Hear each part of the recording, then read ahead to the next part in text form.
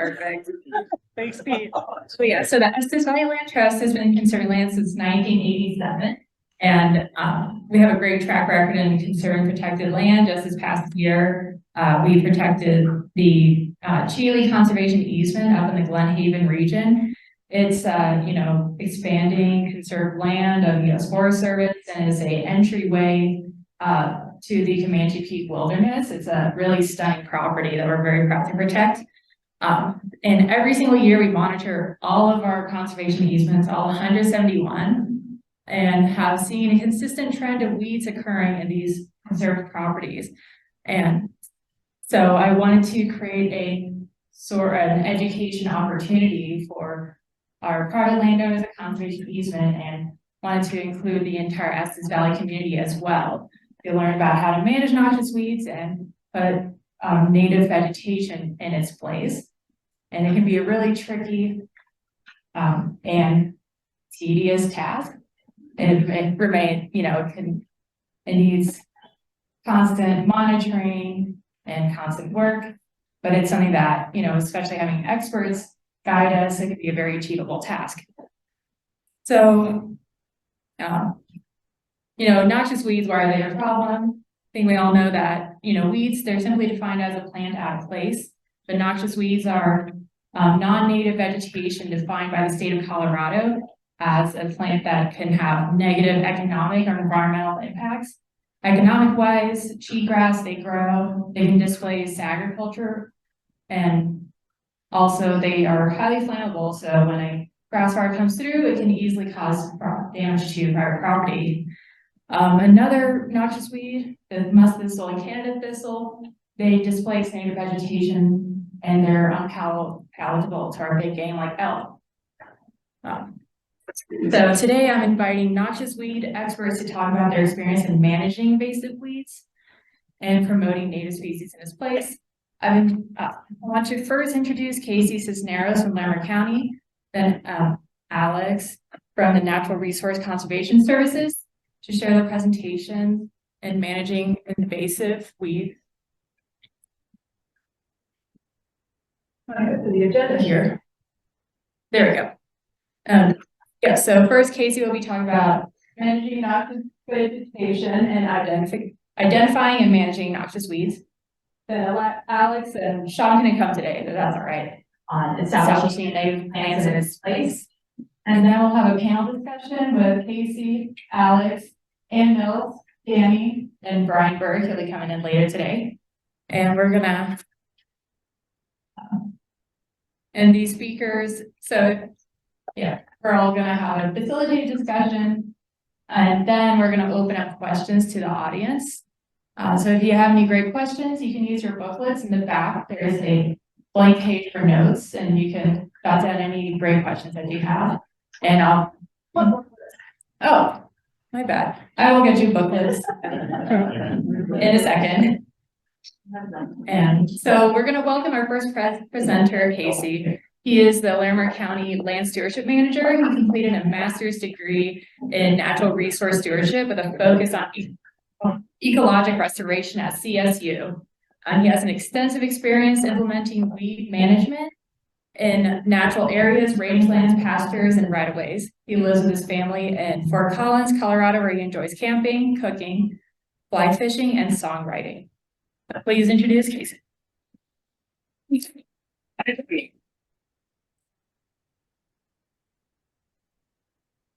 Right. All right. So let's drag this over. Come on. There we go. And you already covered 3 of my slides. Definitely do a better job than Right, thank you. You think I can use this guy? Doesn't look like it. It's good to see everybody. I appreciate the invitation to come out here and speak about noxious weed management. I always like coming up to Estes Park. Everybody here really cares about the environment, and I feel like there's always good energy up here. It's a beautiful day in the canyon. It's a beautiful day up here. So thank you. As Madeline was saying, Sure. We're out of battery.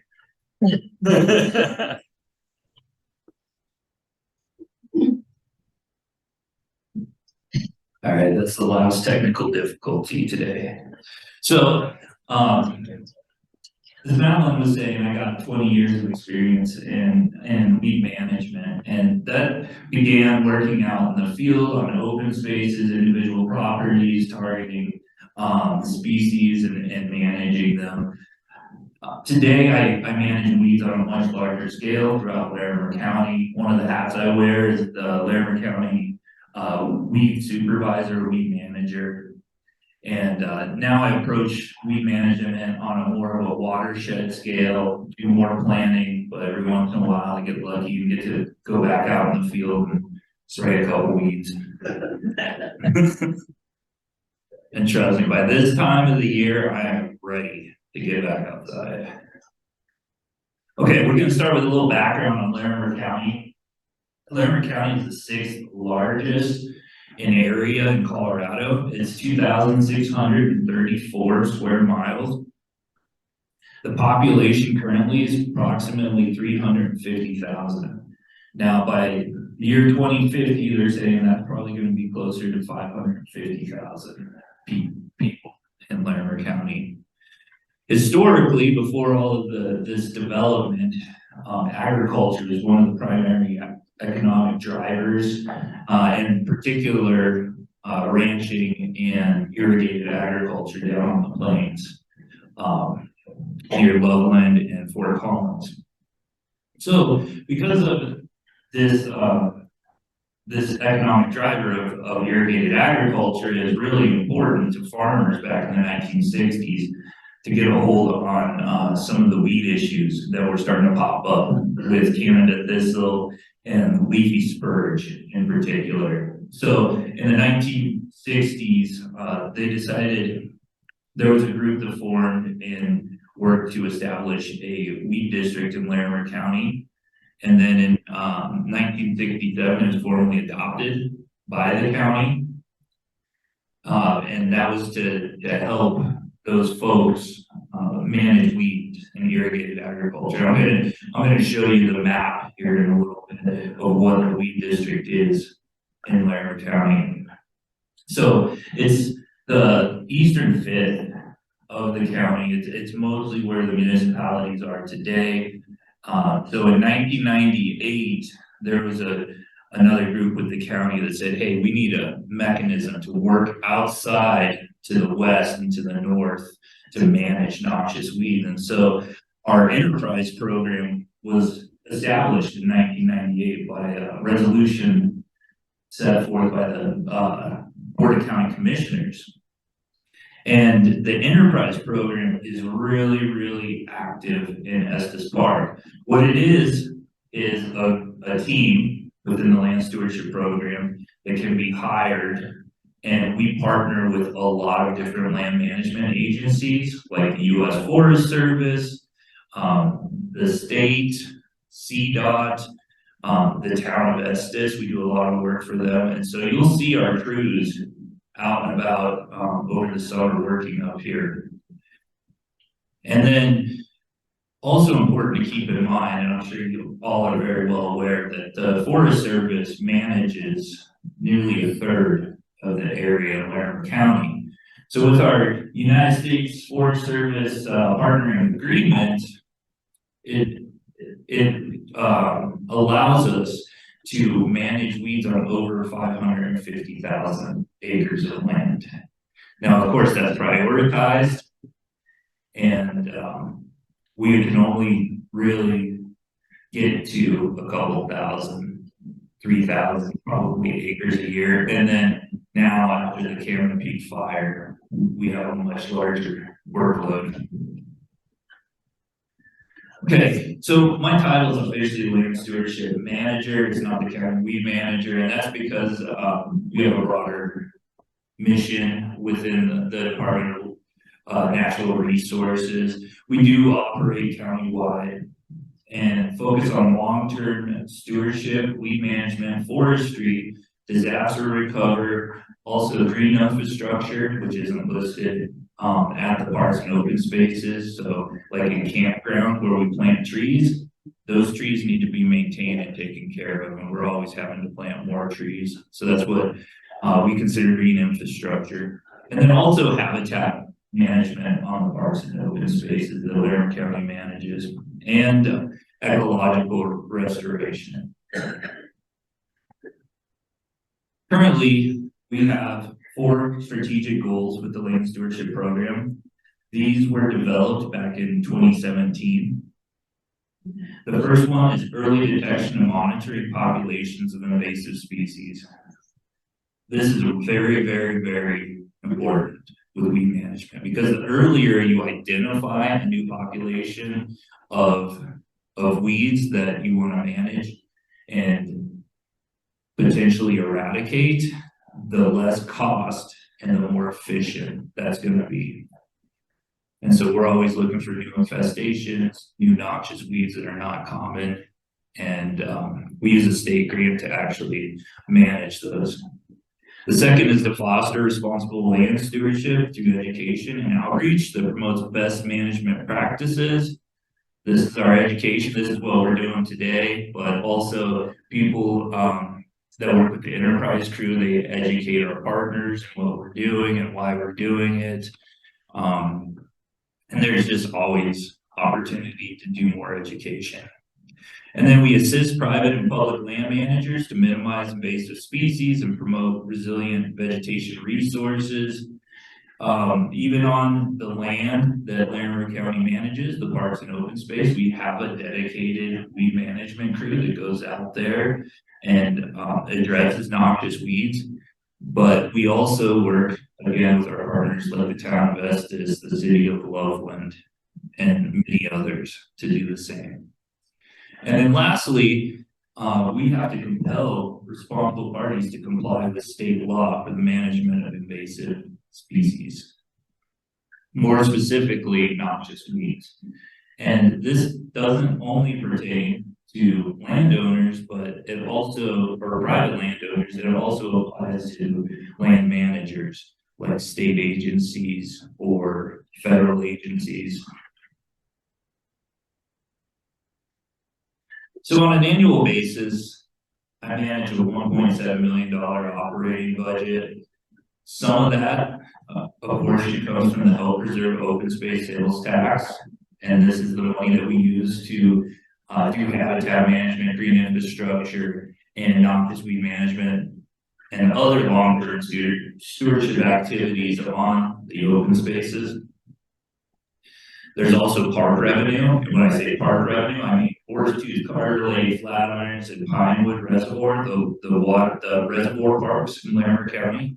We do get some funding from that from entrance fees.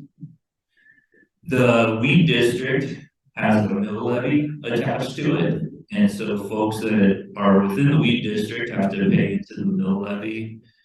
It's not very expensive per household. I think last year I probably paid $3.60 into it. So in the grand scheme of your property taxes, it's not very much. There's enterprise revenue, so we brought in about $700,000 in revenue working with partners and doing for hire work last year. However, our expenses were like $690,000. So we didn't net very much. When we do net some money, we put it into a savings account and we use it for future services or infrastructure that we need to do our job. Right now, currently, I'm working on finishing a new facility for our team out at the ranch off of I-25. And so that's where those reserves come in.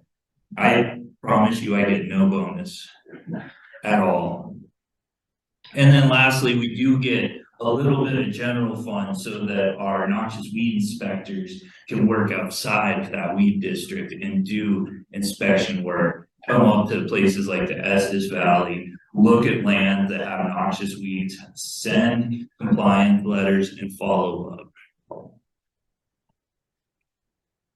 So right here, this is the map of the wheat district. And what it does, or how it was designed, was to mirror the Northern Colorado Water Conservancy district boundary, which made sense back in the 1960s because it was in that irrigated portion of the county. And there was a lot of discussion about doing a wheat district throughout Larimer County. However, the rest of the county was ranch land and forest service. And the folks that started the wheat district didn't feel like there was enough revenue to really make it worthwhile. So for the first 20 years, the wheat district was paid for out of the county's general fund, which shows you how important it was for Larimer County. And then in 1985, they decided to start assessing the mill levy inside of the wheat district. And this value, 0.147 mils, is actually incorrect. I just learned it's 0.143 mils, which doesn't make a whole lot of difference, but it kind of bugs me. We need to change this. So what this money does is help us do a lot of education and outreach within the wheat district. We do free site visits for landowners. This is really, really important today because so much of the land has been subdivided. There's a lot of small acreage landowners who are moving from places like Thorpe, California, like these really urban areas. They buy 30 acres of land and a home, and then they have to figure out how to take care of it. So I usually have to break it to them. They just bought a second job. And it's not going to pay very well. It's going to cost you a lot of money, actually. Those are always really interesting conversations to have with landowners because, it's a lot of them too come from places where there's a good amount of precipitation. And they think that you just rest the pasture for a year and all the grass and everything come back. That's just not the fact. That's just not the truth of the matter. And in my experience doing revegetation, reclamation at and on the open spaces, and I think we're really efficient and really good at it, it's costing $8,000 an acre to revegetate these areas with native species. So when you degrade them and denude them with, let's say, overgrazing or with construction equipment or compaction, then it's going to cost a lot of money to get those communities back on the landscape. I was doing a site visit for some folks a few weeks ago, and they were wondering how to get their native pastures back after allowing their neighbor to bring his horses in and graze on that property for a year or two, and there's hardly anything there. And I said, well, are they giving you money for your pastures? Like, are they going to help pay for some of this revegetation? And they said, no, they lend us their four-wheeler every once in a while. And they let our 2 or 3 goats graze on their property. And I'm like, well, for as much as this is going to cost, you're going to be able to buy 4 or 5 four-wheelers if you want to do this right. So a little bit more about the operations side. We have, it's now 7 full-time employees with the land stewardship program, a couple crew leads, which work 9 or 10 months and are eligible for medical benefits as an extra benefit for those folks to stay on with us in a temporary capacity. We have an office clerk who's totally up and down at our office on East Mulberry. Her name's Rita. I'm sure some of you probably talked to her on the phone or met with her in person. And then we try to hire 15 to 20 seasonal employees, which over the past 2 years has been impossible. We are still understaffed today trying to hire folks. Last year, we were about 33% of where we wanted our staffing to be. So if anyone in here wants another job for the season, please talk to me afterwards. We can fast track it, get you an interview next week. And then we have a 7-member land stewardship advisory board that is mandated by the state Noxious Weed Act that oversees the application of management of noxious weeds on a large scale. It's very high level.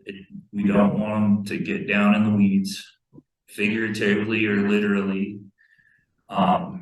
And Ron Harris, who lives up here in Estes Valley, he's one of the folks that represents you geographically on the stewardship board. And then, of course, we use volunteers on the parks and open spaces. We have a tree planting project coming up at Horsetooth in a couple of weeks, and we're going to be volunteers to plant trees. Here's a project at Hermit Park Open Space. I was looking at this yesterday, and I realized Art is in this. He's front and center. Yeah, this was several years ago when I was a much thinner and better looking man. Okay, so here's our presentation objectives. Now that we've gone over some of the background information, I want you all to be able to learn some basic terminology regarding noxious weeds and management. Understand why proper ID is critical for successful management. Know what resources can help with identification, and understand the principles of integrated weed management. And hopefully you've heard that term in the past, integrated weed management. So just gonna start with a few photos here. Does it look like we got a weed problem here?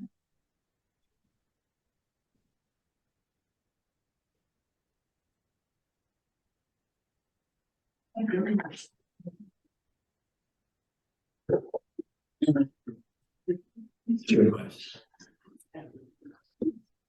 Anytime you have water, you're gonna have hemlock. Actually, there's no hemlock here. This is one of the restoration areas along Big Thompson and Cedar Cove, which has done exceptionally well.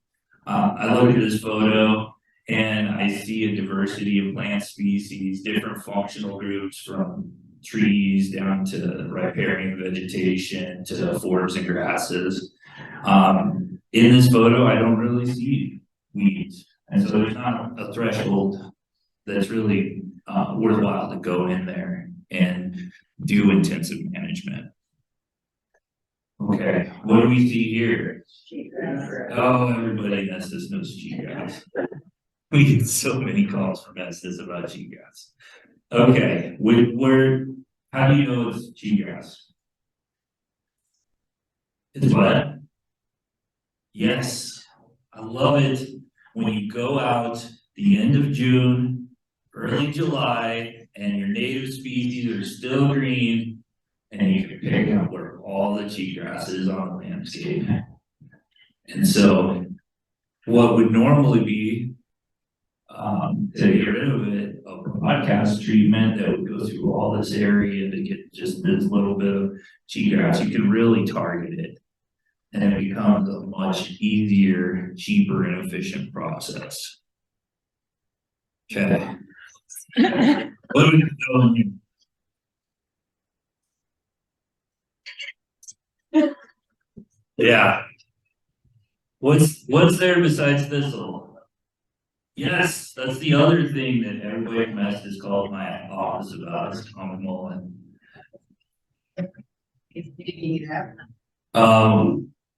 Can we wait until a little later? We're gonna get to that. So this is the Devil's Backbone open space. What a bizarre year. So some weeds, their life history strategy is for the seed to just sit in the soil seed bank until the environmental conditions are right. And that's what happened here. I've never seen these weeds in this area before, maybe one or two. But then we got just so much precipitation at the right time. The entire seed bank got moving, and we wound up with this, which was very surprising. Okay, what about this one? We see a monoculture here in the front, we see a monoculture here in the back, what do you think?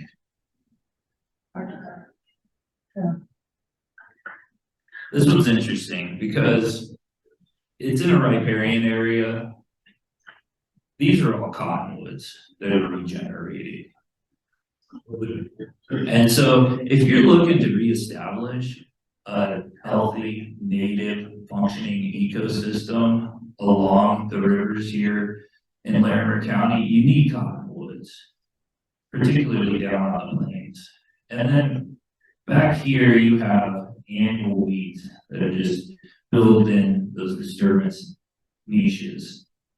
And so over time, what's going to happen is all those cottonwoods are going to get bigger and bigger and bigger, and they're going to start shading out that understory. So this is not a situation where I would go in there and do an intensive management. I think you can take a passive approach here. Every once in a while, you'll see some exotic tree species pop up, and you'll need to cut those out. But over time, this is going to look more and more like a native ecosystem. And it already has. This is in 2014 or 2015 after the Congress flood. And today these trees are up to 15 feet tall. Okay, what is a weed? Madeline already blew this one up. It's a plant that's out of place. And what I did was I put a picture of yarrow here. Why did I put a picture of yarrow? It's a native species. It's because people don't want it in their lawn. If you're down in Fort Collins and you have a bluegrass lawn and you have a bunch of yarrow growing there, you have a weed problem. You live in Estes Park and you got a bunch of yarrow growing in your yard, you're happy. You love it.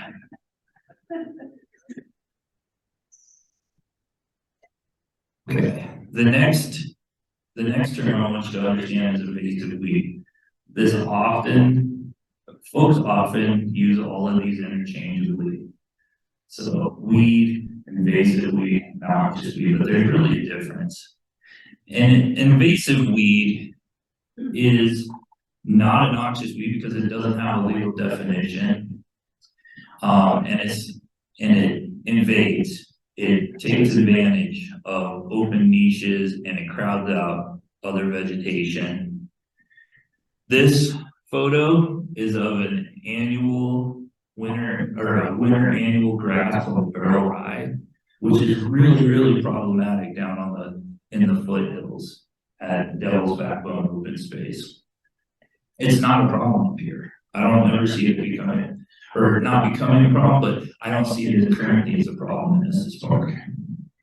Anybody know that plant? What is it? Yeah, it's golden banner. And the reason I put it on this slide is because this is the one we gave to Europe. And so now it's a weed over there that's really, really problematic. It's got very similar life history traits as other weeds that push out our native vegetation. However, I wish we could get more seed of this. We can't get seed for golden banner. And if you can find it, it's really expensive, which is surprising because it grows like a weed. All right, it's a highly competitive plant species that can outcompete desirable species for resources. Here are some common traits. Often they'll be from exotic ecosystems, usually meaning that they're from overseas, Europe, the Mediterranean, sometimes Africa. They're undesirable. You don't want them where they're growing. They're fast growing. You've all seen how fast cheatgrass is growing right now. It takes off really fast. Or for another great example is kochia. It'll germinate. It'll be a little bump on the ground for 2 months, 3 months, and then all of a sudden it'll start growing. And in 2 weeks, 3 weeks, it's setting seed, and it's this tall. These species are early colonizers, so they take advantage of disturbance, soil disturbance, open niches. They're also generalists. They are really good at living in different ecosystems and environments. They're often, this is a range term and an increaser, so the more you overgraze an area, these species often increase in abundance. They're well adapted to disturbance, alters ecosystem function. Cheatgrass is a fantastic example of ecosystems changing and morphing and turning into a different ecosystem, because like in the Great Basin areas of the Western United States, it changes the fire frequency, and the plants, the native plants, the sages that are there, they need hundreds of years to grow and create their plant communities. And when cheatgrass is bringing fire to the system every 5 to 15 years, these desired native species do not have an opportunity to regenerate. And so you get a novel ecosystem.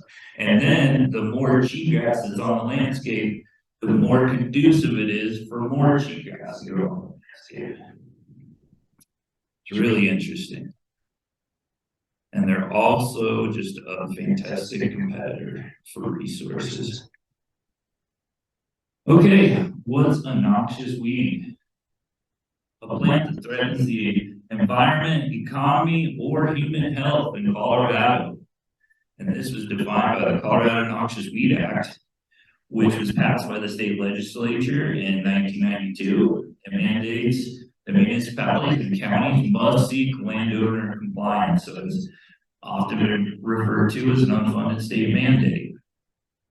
The Colorado Noxious Weed Act rule, which is looked at every 3 years, defines management objectives per the county. So when I was saying, now I'm looking at large scale watershed noxious weed management, this is what we're doing, is we're prioritizing, we're locating, we're mapping, and we're sharing this information with the Colorado Department of Agriculture so that they can put it into the noxious weed rule. And then that becomes the law of the land. And it's administered by the Colorado Department of Agriculture. I'd say they're severely understaffed, and they spend most of their time pushing grants out the door and not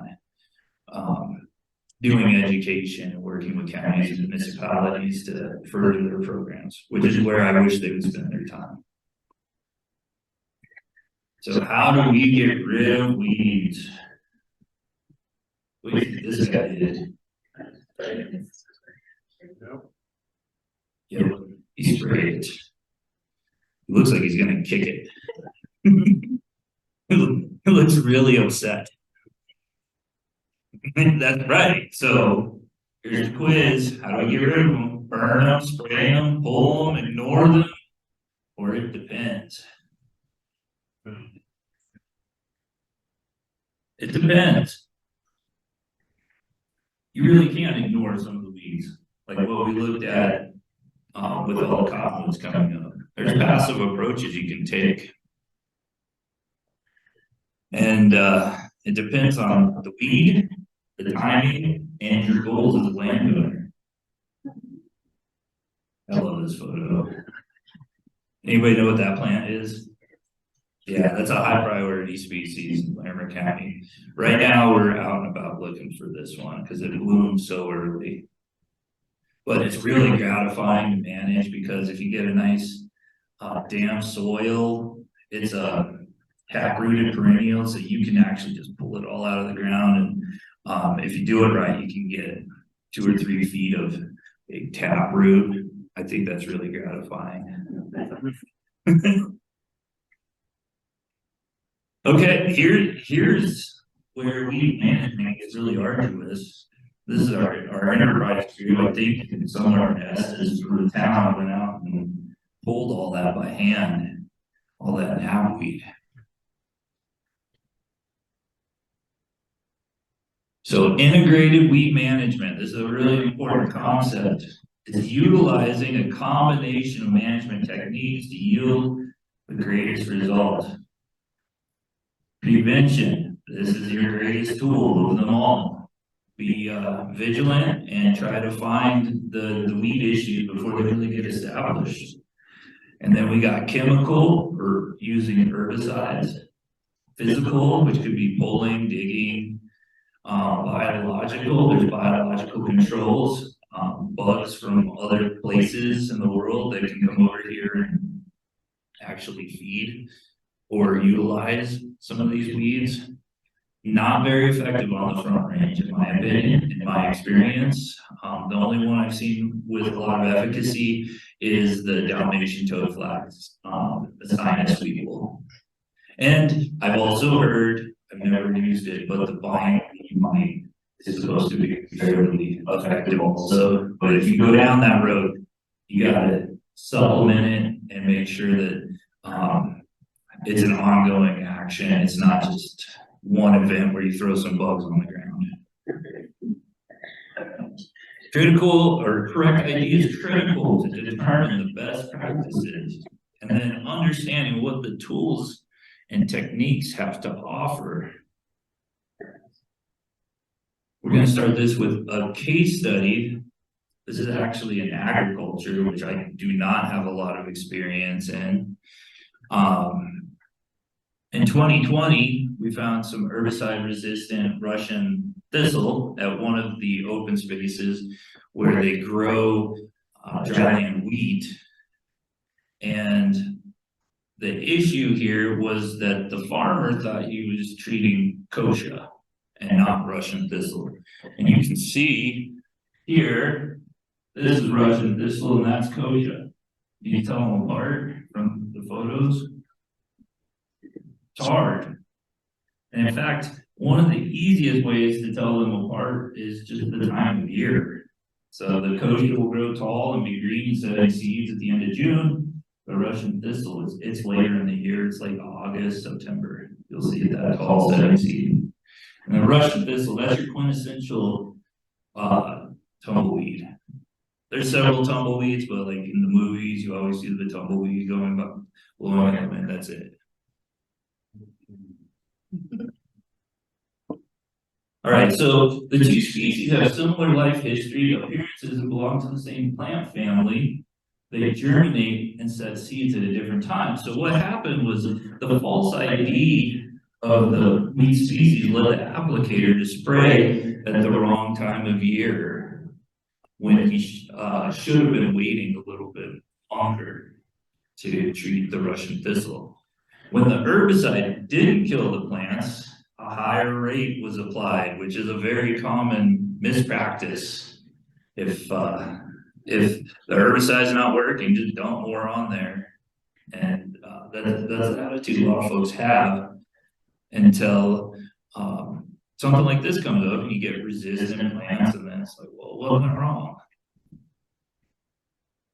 Okay, this is a good place to stop in the presentation and see if we've got any questions before we go on to the next section. I think we're gonna try to save questions until the Q&A. Is that right, Maddie? If that's okay. Well, I was thinking, let's do something for specific to this. Okay. Let's do 5 minutes of each question Sure. section. I got two just pertaining to this information because I want to make sure I'm not confusing people with things.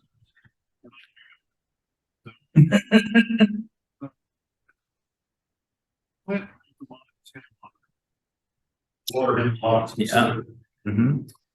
Just came up in June. But how to treat it and kill it using anything chemical is going to affect the water, obviously, all the time. And at the same time, you've got to do something or it'll take over your property. But then you have to worry about your animals, pets as well, depending on what you use on the hemlock. If you use something that makes it more attractive, maybe vinegar, for example.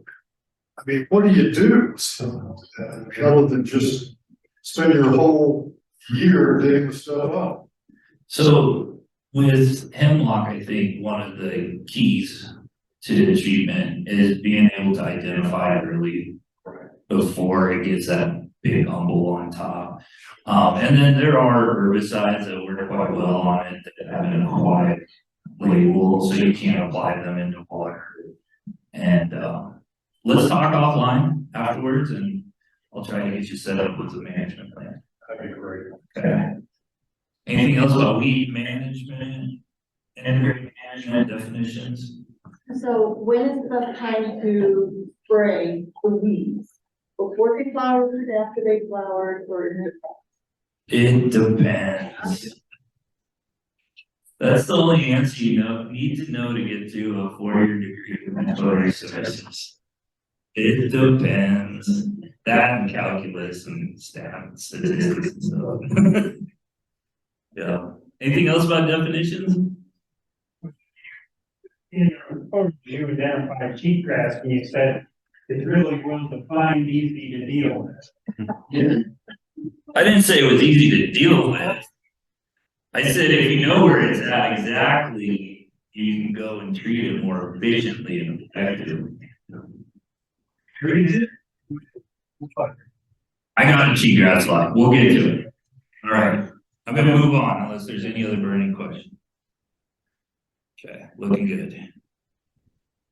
So let's talk about references that you all have available. The Colorado Weed Management Association has identification guides you can get on their website. They're $7.25 each, and you can purchase them online. They have every noxious weed in the state, all their key identification characteristics and photos. So it's a good resource. Then in Larimer County, we have a thistle guide that shows not only the noxious thistles, but the native thistles and how to identify them with management suggestions. There's also a knapweed guide that shows lookalikes and different management techniques for knapweeds. And we just finished revising our Larimer County weed management guide, which is really comprehensive, a wonderful resource. The printer printed it. The printer told us it was going to be $3 a copy, and then when we went to print it, they said the guy that quoted it got fired, and it costed us $14 a copy. So it's free online. All three of these go online. If you really want a print copy, we can figure it out. So the Larimer County Weeds website's a really good resource. Here's some of the guides. Rocky Mountain Flora, that's a really easy book to use for identification. And then for the very botanical minded folks, there's dichotomous keys, and Jennifer Ackerfield with Denver Botanic Gardens. She wrote this key, which is now I would say the industry standard. And it's all updated, and I think she just did a wonderful job. She just released a new edition with photos of more photos. It's expanded. I don't want to say photos of everything, but there's a lot more photos. What about the apps? I've got an app that expedition identified with weed. Are there any good ones out there? Alix might have a suggestion, but I'd say iNaturalist, a lot of folks go to, and it's fairly accurate. I don't know, what other apps do people use? Seek is just another version, yeah. Seek? Really easy to use. Yeah. sheets, gives you family. Yeah, get you closer. Yeah. Yeah. And then there's Eastern Colorado Wildflowers. This guy named March, when he was the extension agent here, he took photos of everything in Larimer County and stuck it on this website. And so you can look at common name, you can look at like flower color, you can search by scientific name. It's a great resource.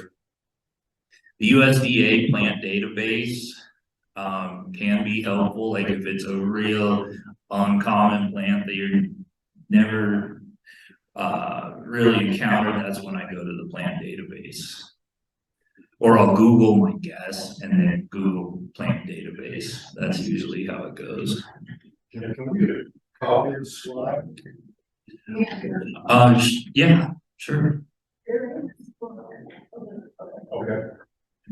Oh, yeah, and then also the book. The Department of Agriculture has some resources. It's got all the Noxious Weed Act stuff. Google Images is really helpful. Here's a screenshot of eastern Colorado wildflowers. So you can see those are really high quality photos. Here's a plug for CSU Extension. The Native Plant Master class is fantastic. They do an entire day on noxious weeds. It's a lot of fun. You go to a beautiful open space, you walk around with a botanist, and they teach you how to use the dichotomous key. And then there's also CSU Master Gardeners, which I have not taken, but I understand that they still teach a lot about native plants, water-wise plants, and maybe some weeds. Okay, so this is how I approach identification. These are, I would say hacks. I would say these are plant identification hacks. They're not going into a dichotomous key, looking at all the botanical characteristics. First, timing is everything. Folks send us a lot of photos to our office that are brown, that don't have a flower on it, and it's just like a stalk with a leaf. I don't know what to do with that. So we say, once it gets a flower, once it's green, it's growing, it's vigorous, send us a photo. Next, you gotta look at the entire plant. And from roots to flower, there's a lot of different characteristics that can take you off on what it is. Then observe the growth habit. I think like cheatgrass is a great example of this. You can tell it's spreading, that it's almost creating a turf-like appearance, and that it's green, a lot really greener than everything else. One of my favorite tricks is to try tugging at it. So if you got two green grasses next to each other, and one pulls up real easily, and you can get all the root, it's probably an annual. If you pull on it and you can't get it out of the ground and it's really tough, it's probably a perennial. And so that gets you in the ballpark right there. You can rely on your other senses, but not taste. Please don't taste random plants. But certain species have a very familiar aroma. I was telling my daughter this morning on a walk, when we saw blue mustard, I associate this plant with spring because it's one of the first ones that blooms, and the smell of it just kind of brings back that nostalgia. You can use the ID apps, which we already covered. Consult an expert. You can contact our website. You can see that we have a submit a photo button. You can send a photo in and we'll take a look at it and get you a positive ID or get you close. Alix is very knowledgeable. Our CSU Extension folks are very knowledgeable. So there's a lot of great experts in this area in particular. The Estes Land Stewardship Association, I know they got volunteers that go to the farmers market every week. You can take them plants and they'll help you with identification. They're very helpful. Okay, now we're going to get down into the weeds. We're going to look at some characteristics of these noxious weeds and get into a little bit of management. The first one is Canada thistle. Has anybody not seen Canada thistle?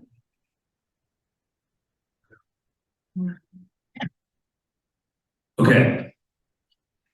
So this time of year, this is what it looks like. Now going back to the previous slide, if you know the growth habit, you'll see a bunch of these around each other. It's not sporadic on the landscape like a mud thistle, and that's because they're all connected with underground roots.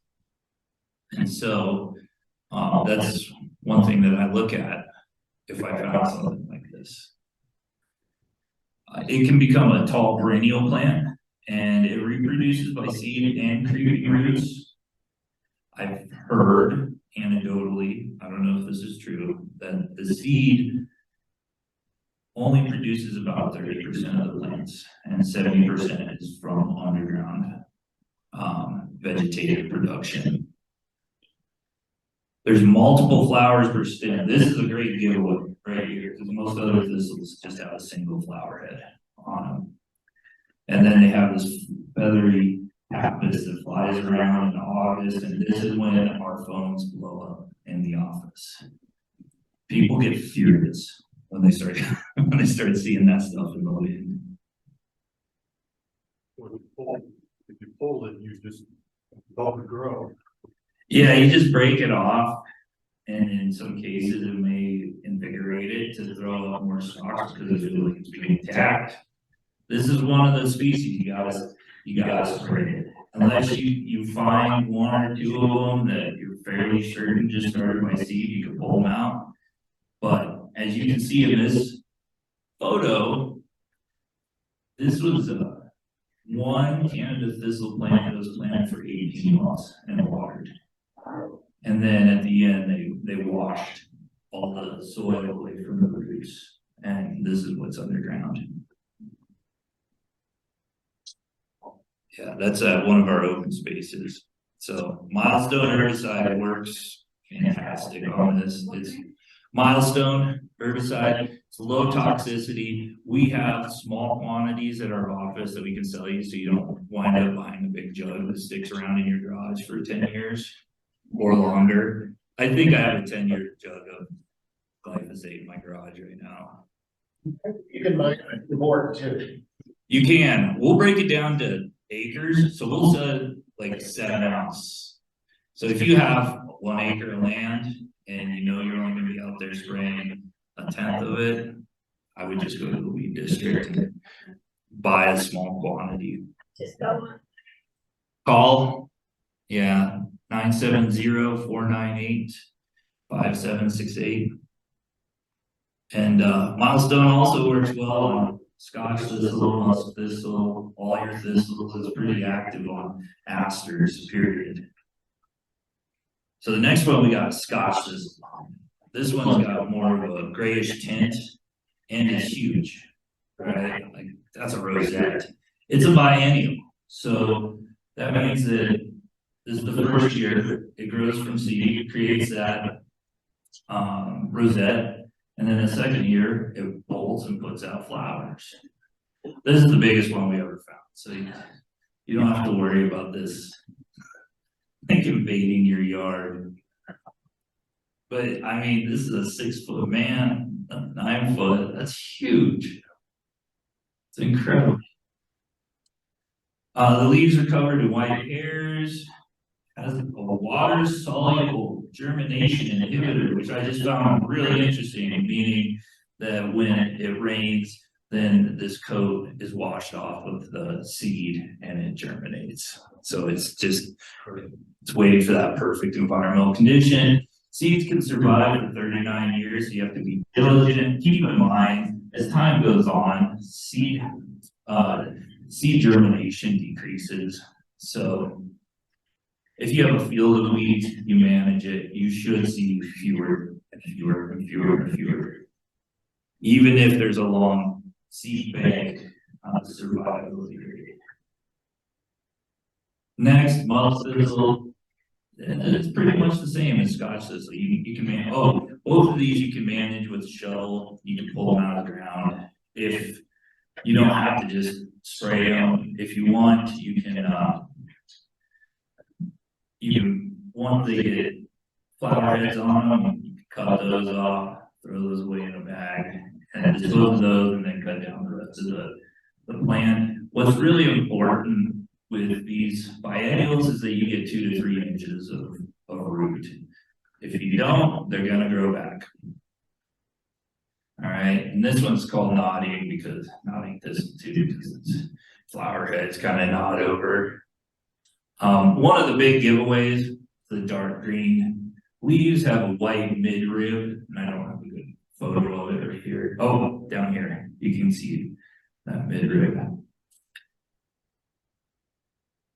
Yeah, but this one's fairly simple. Here's a property out by Loveland that somebody bought and said, what do I do? You bought yourself a full-time job. Okay, Houndstone. Is anybody familiar with this one? Yeah, you probably have more seeds in your shoestrings. It's got a little Velcro seeds. That's a pretty good indicator of what it is. Well, it's a little harder when it's a rosette. It's a biennial again, so it puts up this rosette the first year. I think it can be confused with a common mullein fairly easily, but they're both biennials. You manage them the same way. However, this one's not really susceptible to milestone herbicide. You need Telar herbicide. And if you got other weeds that you're targeting, then you tank mix the two together, and that's going to make it a lot more efficient. What was the name of that one? Telar. Telar. And you can see it's got a gorgeous flower. My neighbor's got, I live in the suburbs. My neighbor's got like 20 of these in his front yard. Yeah, there's the full grown plant. You can see those flowers are starting to senesce. These are starting to mature in the seed pods. And then we got Dalmatian toadflax, real common up here. 3 feet tall maturity. This is another rhizomatous perennial, meaning it grows vegetatively underground. If you find them and you can recognize them, the seedlings are kind of easy to pick out, and then you can pull them out of the ground. If you have just a small amount, I'd say pull them. I mean a small amount.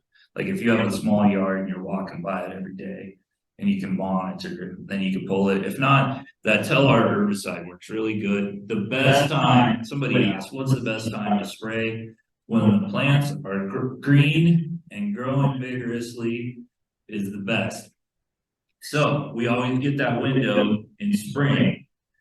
Previously, the science pointed to the fall as the best time to manage these perennial, deep-rooted perennial plants. However, I've noticed that in the fall, you don't always get the monsoons in the summer and then the fall rains, and so you don't get green plants that are growing. And so you got to take what you can, treat them in spring when they're growing vigorously. The new chemistry really helps with management also. I think prior when it was said to treat in the fall, there wasn't as many herbicide options. This has got real waxy leaf. There's a good photo at Horsetooth Reservoir, and that's a release site for the sinus file control I was talking about. I don't have an after picture, but it did a good job there. This is what I consider the worst weed in the Estes Valley. Diffuse snapweed. This one's a little tricky because when it's being a biennial, when it's in its first year and it's rosette, it's really easy to kill with herbicide. When it's growing vigorously, putting up the stalk and it's got a lot of leaf area, really easy to kill with herbicide. But then you get to this stage, you lose all that leaf area, you start seeing flowers on here, and you gotta pull it or mow it. But if you mow it, it's just gonna set seed at a lower height. Yeah, that's a difficult one. I've thrown my back out. What's the herbicide? Again, milestone Telar, it's great tank mix, but once you get to where there's not much leaf area, then it's not effective. So right now until July or so, middle of July, late July up here, it's a good time to treat with herbicides. Russian knapweed is a rhizomatous perennial. Again, that's difficult to control. You guys don't really have any up here that I can think of, so I might just pass through that one pretty quick. Myrtle spurge, we talked about. It's highly toxic, caustic. It's got a milky latex. You pull it, this white stuff comes out. Don't rub it on your skin. Don't taste it. Don't let it get near your eyes. These are all things that have happened in the past and people have learned from. It's a perennial that grows from the crown. And so this plant's several years old, but you can see how fun that would be. So you got all that undergrowth, big roots. You can pull them out. You can also spray them if you have a hillside of it, but I usually recommend just pulling this.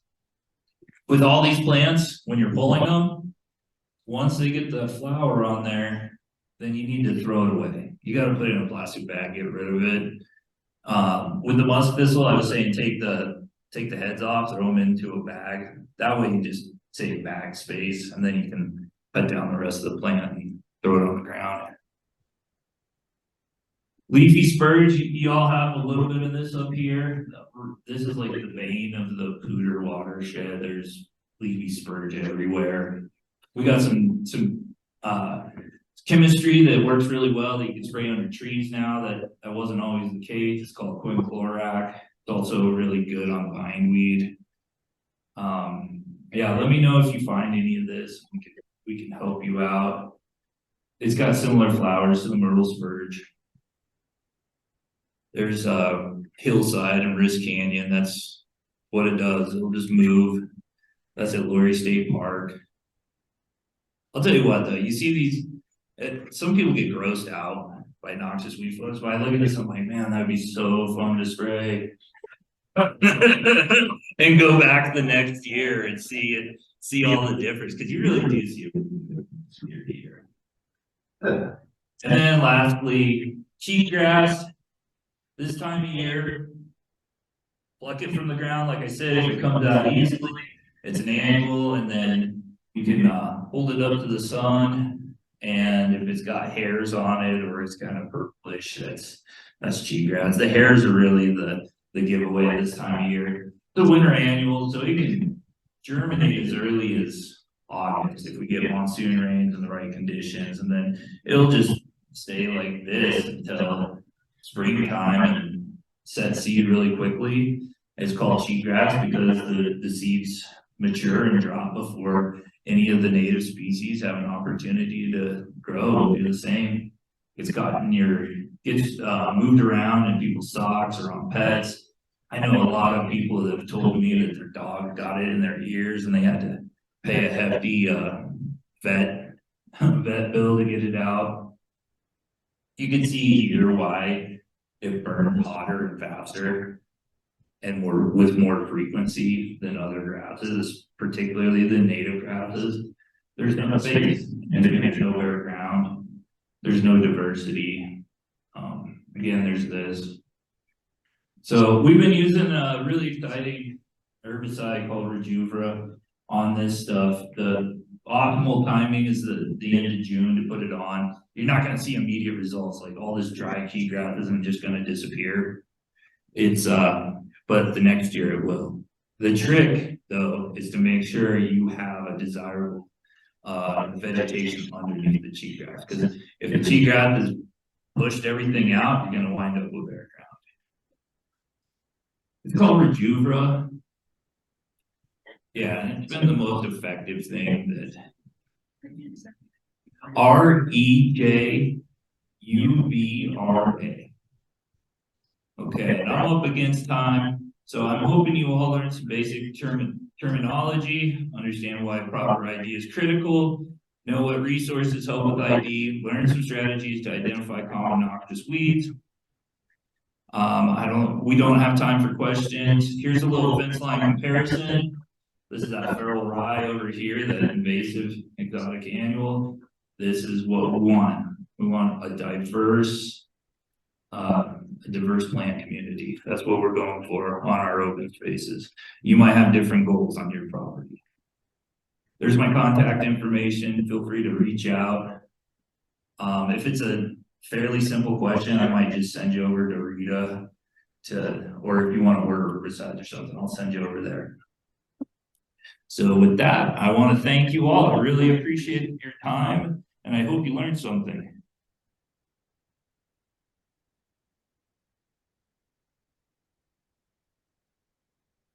Give another round of applause for Casey. Thank you. Yeah, this is, really great to hear that the Larimer County's Natural Resources Department is here to be a friend to Estes Park and serve as a resource from just identifying if you have a weed on your property, all the way to how to treat it, when to treat it, and what to use. And yeah, we're really grateful for having all that. So next up, we're introducing Alix from the Natural Resource Conservation District to discuss establishing native vegetation. Alix is a soil conservationist in Fort Collins field office who serves as a land steward of Larimer County. So she was born in Fort Collins and raised on a family farm, growing grass, hay, alfalfa mix, and caring for livestock animals. And she graduated from CSU with a bachelor's degree in rangeland ecology with a focus in restoration ecology. Her experiences range from human-wildlife conflicts, livestock grazing systems, urban agriculture, and working with individuals one-on-one to develop holistic conservation plans for their land. Come on up.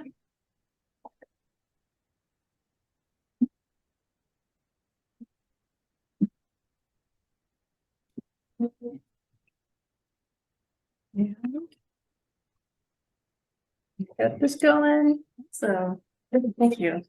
I noticed that this podium is in the way. Do you want to just, does this roll or can it roll? Yeah, I can.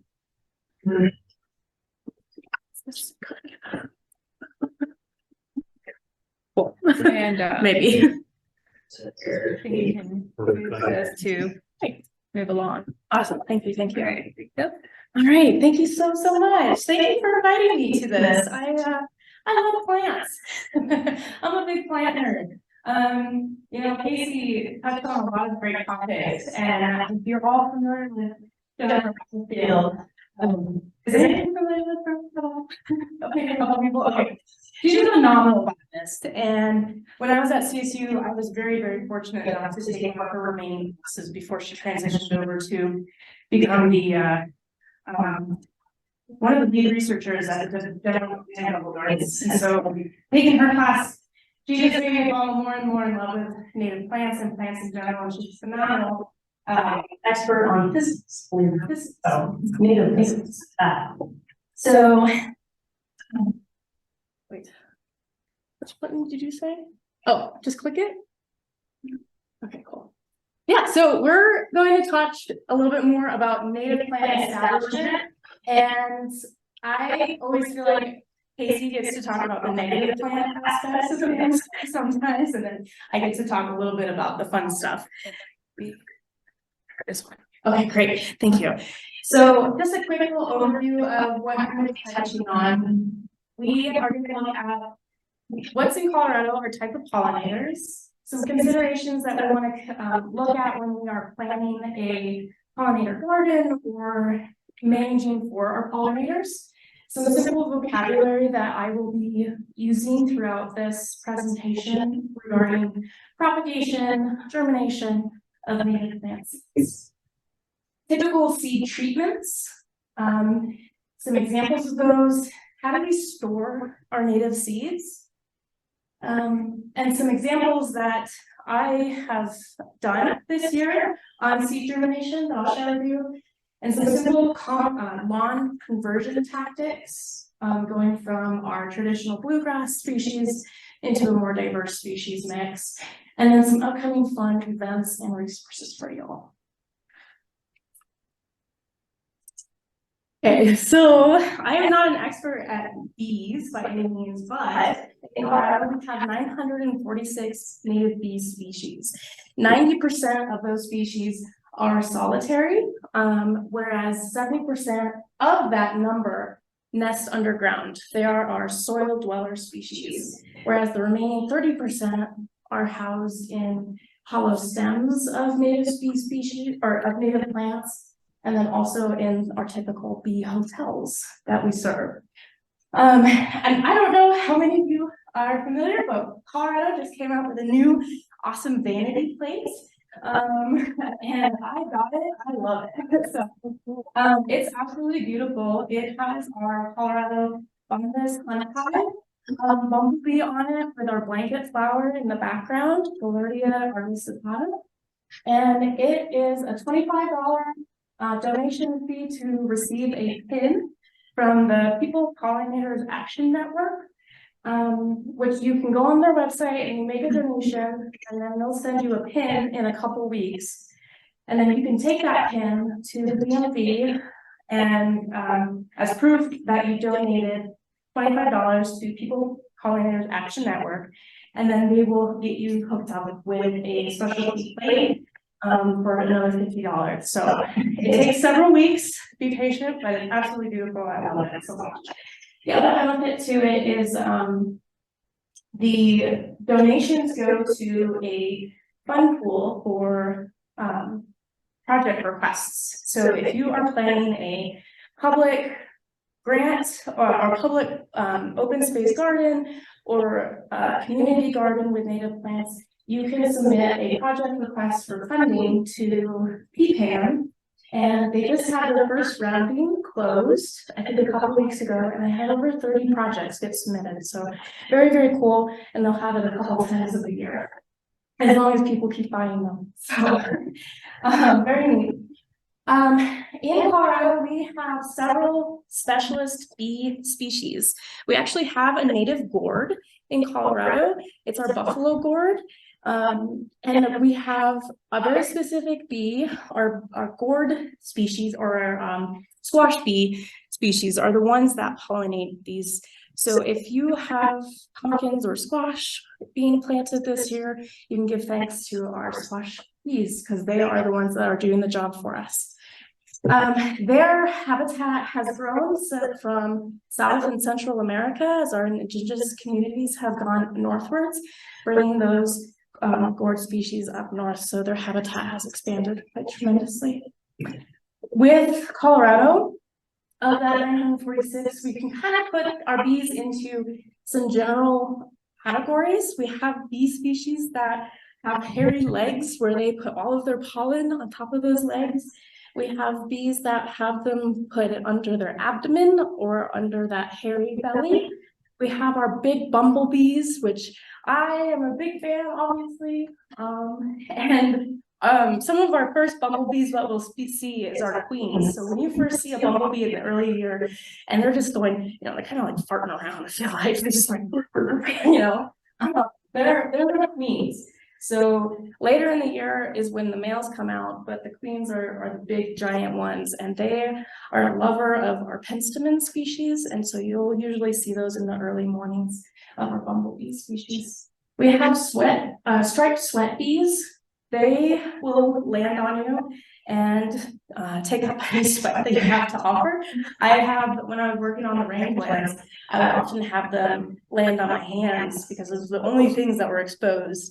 And it was really cool just to see them just take a break and get what they needed from me and then fly away. So they do that with animals too. We have our green metallic bees, which sometimes get mistaken for flies just because of their colors. And they're very, very small. We have cuckoo bees, which also get mistaken for wasps. And I can understand why, because of the color pattern. And then we have our tiny dark species of bees, which often get misrepresented by flying ants. So if something lands on you, double check because you need a bee on you. So when we think of building a pollinator habitat or managing for a pollinator habitat, we want to think about who are we designing this for? Who are we managing it for? Are we wanting to manage it for one of our specialist species, or are we looking to manage it for birds or butterflies? Or do we want to have more pollen producing plants, or do we want to have more nectar producing plants? I think we can all agree that we all want to have bloom times throughout the entire year, and we know that that's important. But sometimes we might not think about the time of day that those species might be blooming. So an example of a pollinator that needs a bloom is our hummingbird moths. They come out during the dusk, and so there are several bloom species that are in the evening throughout the entire night that can serve our nighttime pollinator species. So an example is like Colorado 4 o'clocks. Now we also want to think about nesting sites. So when we are building a pollinator habitat, all animals and even ourselves, we all need habitat, or we need shelter, food, and water. And a native bee species can live its entire life cycle in your garden if you have all of those things. So it can have a very small microhabitat. So when we think about building that habitat, we also want to consider types of flower sizes. Do we have our small tiny flowers that have a landing pad, like many of our aster species or daisy species have kind of like a landing pad, very specific for certain bees. And then we think about our larger species, like gourds, for instance. Flower shape and the colors of those are going to matter greatly. So a flat disc versus a bell shape. Some of these species can't fly up into, like, let's say like a clematis, for instance, where it has more of that bell shape. So it's a little bit harder to fly up into that. When we want to plant, we want to think about planting in groups and in structures. So different plants are going to cater to different pollinator species. So if we can have a high quality habitat with bunches of similar species together, you're making it easier for that pollinator to be able to pollinate to different groups of plants. But then we also want to talk about in layers. So nature does this great. So she has our tree species, then we have shrubs, we have subshrubs, we have our grasses, we have perennials, we have annuals, we have ground cover, and then it's okay to have some of that bare ground. So as we just learned, 70% of species live underground. So having some access to that bare ground is very important. And typically when you see a solitary bee in the soil, it looks like an anthill, and it's very small, but the hole is going to be a little bit larger. So if you watch it for a little while, you might see a bee come. It's very fun. Some very simple things that you can do to help our pollinators is avoid weed barriers. So this is kind of tricky sometimes, right? Because we don't want weeds, but we want native pollinator species, but we know that 70% live underground. So if we restrict that layer by installing a weed barrier that doesn't break down, we're reducing the habitat we're reducing a high quality habitat access point. We know that those bee species are going to be wanting to be in your garden, but yet it can't live there because we have an impermeable surface to nutrients and to microorganisms. So we'll go into it a little bit later, but I'll talk a little bit about an alternative method that we can use. Water is also another of those critical components for our bee species. So an easy way that you can provide this is like a bird bath with rocks inside of it, and not just like one rock, like you fill that thing up. You don't want pools of water. So if the bee lands, it doesn't accidentally land in the water and drown. And you don't want necessarily like really slippery rocks or glass because you want to have that good landing pad for that bee. So only do this if you feel like you're able to serve and keep filling that up with water. You don't want that bee to choose your home or your place and rely on that water source, and then one day it's not there and now it has to go find it and search out for it. And it's very hard in maybe of an urban area up here, maybe not so much because there's lots of water access, but just keep that in mind. Or you can go with a pet watering dish and just make sure you keep it nice and clean. That way it has quite a bit of water reservoir storage and it won't evaporate as quickly. Reduce your pesticide use. So there has been some very interesting research that's been coming out about pesticide usage. and our native pollinator species. I just listened to a very interesting talk just the other day about this, where they, I think it was the Xeric Society, they did a research project, and they sent out individuals to go buy milkweeds and other native pollinator species from nurseries. And then all of those species came back to them, and they did an analyzation of pesticide residues.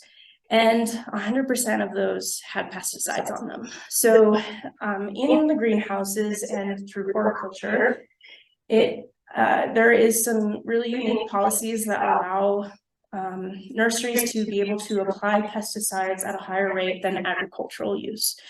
So when we think about buying native species from greenhouses, we really want to ask the question of, is it pollinator safe?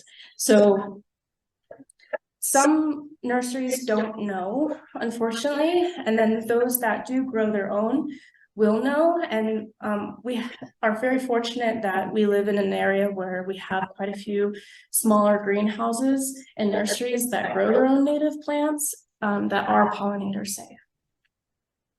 Turn your lights off at night for our evening pollinators. That's probably the simplest thing that we can all do.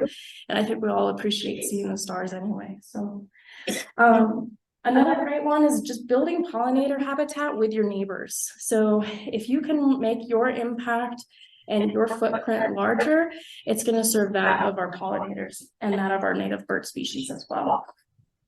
I think this one's the hardest thing for me, is leaving your leaf and garden debris alone until late May.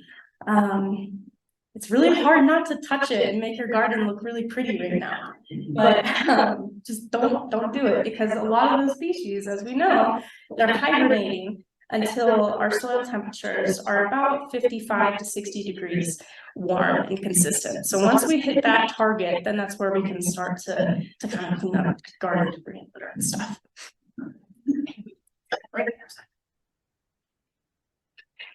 That's not hard for me. That's true. I hate yard work. Another quick one, real quick, is if you have bee hotels, you have to serve them every year. They have to be annually cleaned out. So even though we put a bunch of, really cute little hotel out, it has to be serviced every year. And there's some really great designs of placement of in each morning sun. There's some really good resources later on that I can give you. But if you do have them, they do need to be cleaned and maintained yearly. Okay, now we're going to get into native plants a little bit more.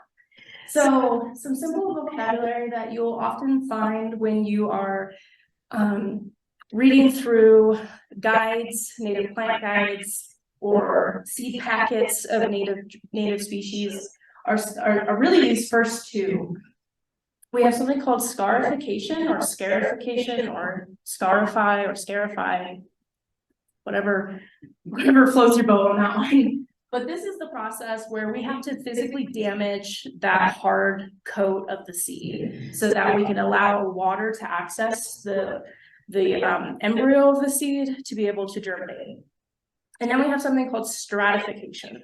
And stratification is the process that we expose seeds naturally or artificially with thermal conditions such as heat, coldness, or moisture conditions. And then we have the radicle.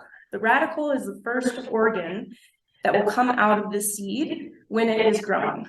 And it typically has a white appearance, or it sometimes can be green too, very, very light tinge green. So this picture is an example of actually Liatris puncata, or dotted blazing star, or gay feather, of some species that have germinated. And so it's just like a little sequence of the seed, what it looks like with the pappus on top, and then remove the pappus, the actual seed itself, and then the radicle starting to germinate.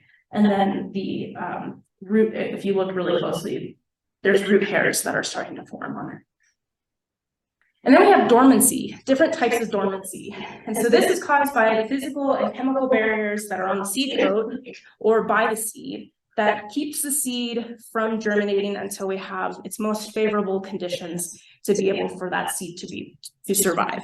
And with seed dormancy, that chemical change or a chemical reaction has to occur on that seed, so such as like being washed off. So like Casey provided a great example of it just needed rain to wash off a layer. That is a chemical reaction that is being leached off of that native that seed, or that even a weed seed. And then in nature, it's broken by several different methods, such as being out in the cold for an extended period of time, being cold and moist, light, or being in the absence of light. And then we have physical dormancy, and this is where the seed has created its own physical characteristics. So it's really tough. It has a hard seed coat that it needs to be broken in order for that that radical to emerge and then germinate properly. And so that's broken by either us artificially or naturally rubbing that seed to scruff up that seed coat, going through a freeze-thaw cycle, digestion of microbes, and then the digestion going through an animal's stomach acids help break down that seed coat. And then of course we have a low impact fire that helps with certain species. So most of the native Colorado plant species that we have here, they're going to have this all broken down throughout the winter time when they're spending their when they're outside. Okay. So when we are talking about scarification, or we need to scarify a seed, we need to typically take, and let me back up just a second. Everything that I'm really talking about here is as if we're going to germinate seeds indoors. There are tactics for outside, but I wanted to tailor this a little bit to be more of like caring for that seed from germination all the way through planting it outside. So there are different tactics for outside germinating seeds. It's much harder to do that because it's outside of your control. So this provides more in control for yourself to follow. So with scarification, take 2 pieces of sandpaper that is medium-sized grit, and you're going to rub it together gently. You're not trying to crush the seeds. If you crush them, you went too far. You're trying to really break it down.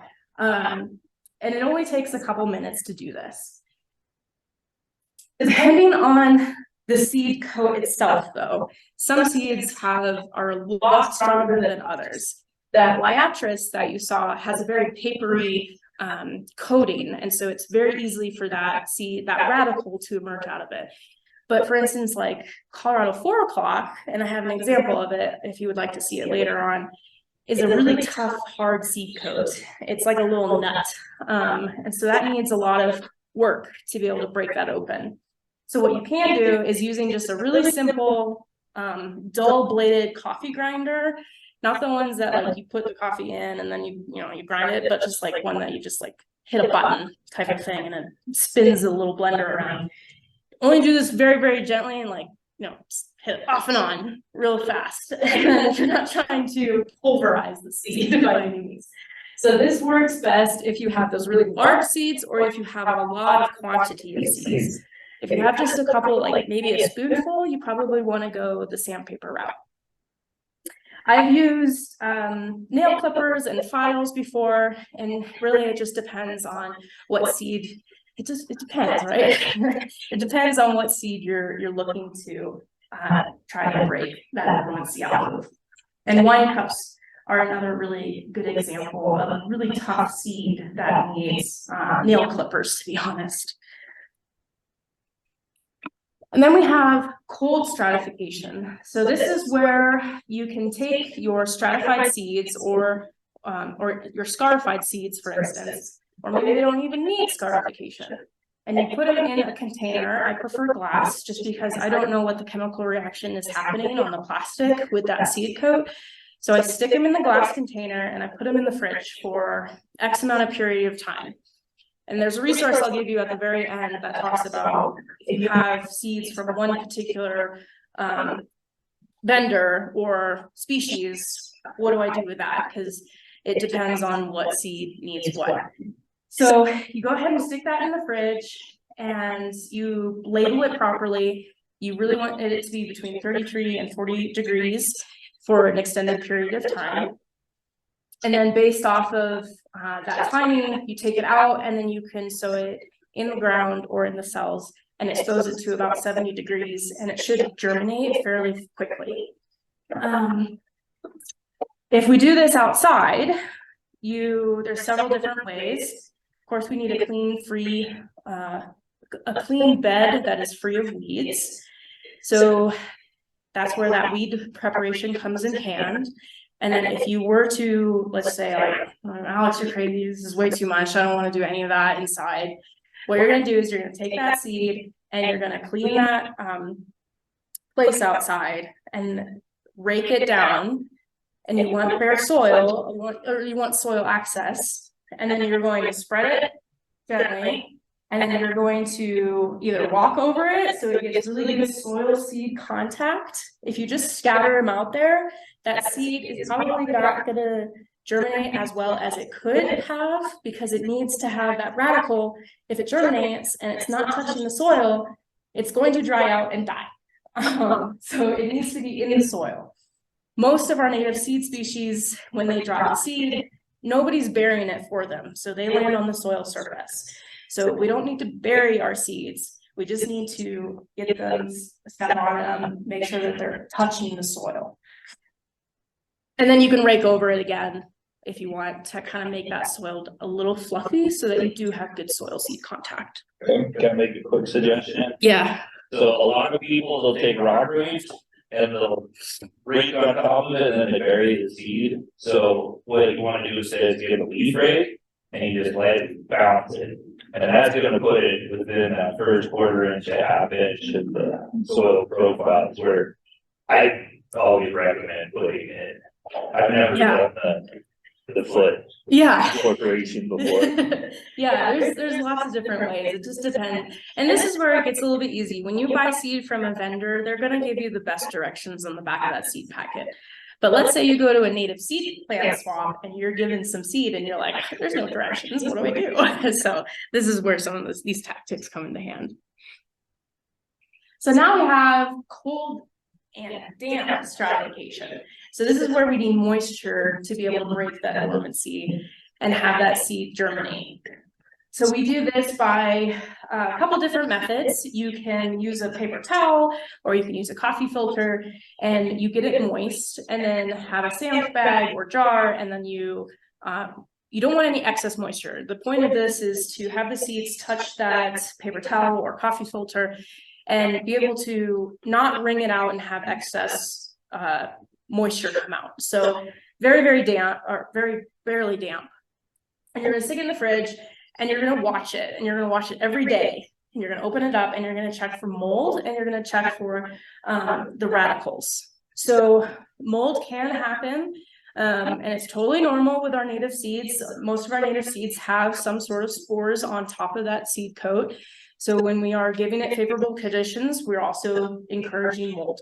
So if you do have mold occur more than you would like, then that you just clean it out, it's fine, and replace it with a new paper towel.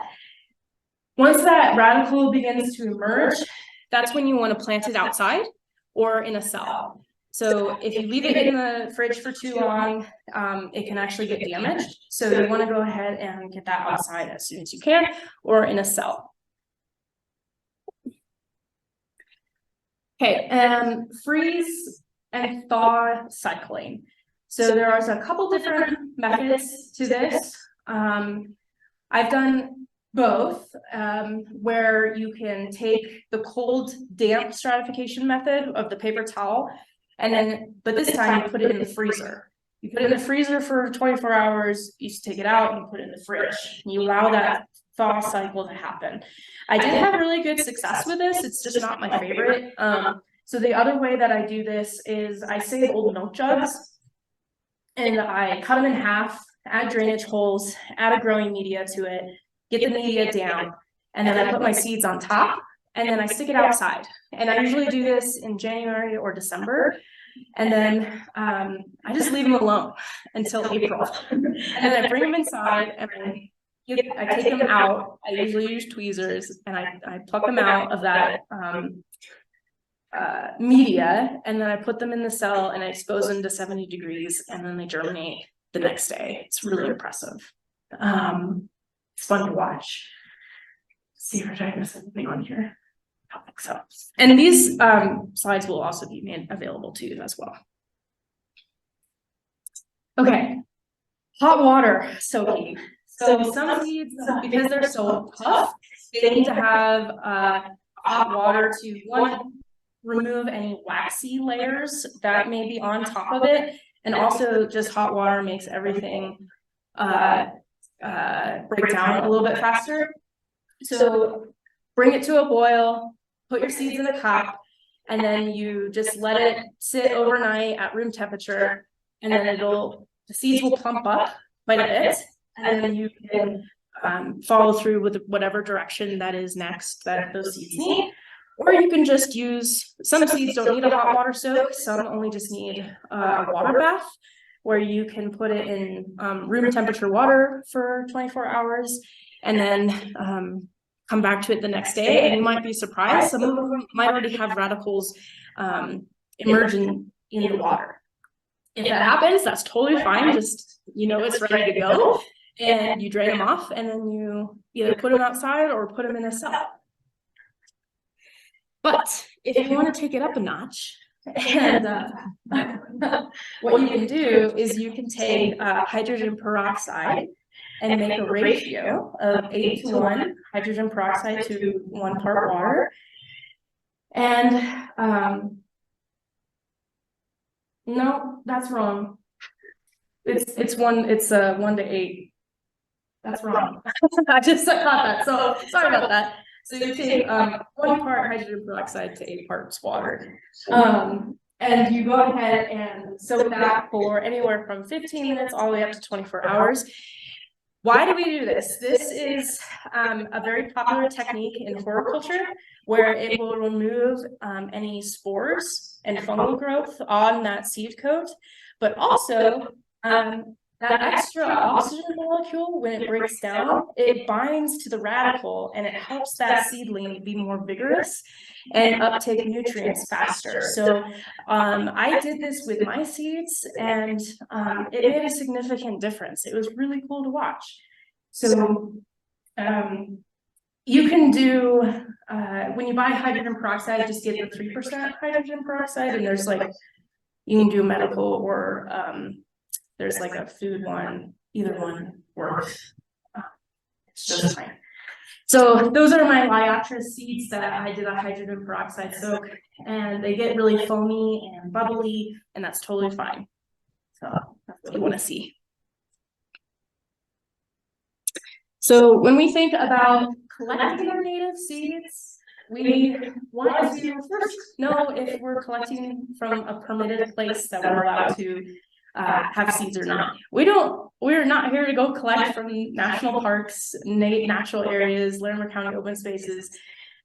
These are specific places that technically you can ask for a permit with U.S. Forest Service and collect certain species, but that's a whole permitting process. Otherwise, I think you can collect on a certain buffer zone of Larimer County roadways, but just be very mindful of where you're collecting that seed from and make note of it, because you can give those seeds away at seed swaps, and people want to know where their seeds came from. So if you're collecting that, the seed has set, it's fertile, it's ready to be collected. If they're wet, allow them to dry in a brown paper bag first before you put them in any sort of container, so you avoid mold issues. And don't collect all of the seeds from that one plant. It's okay to just take 1 or 2 clippings of that seed head.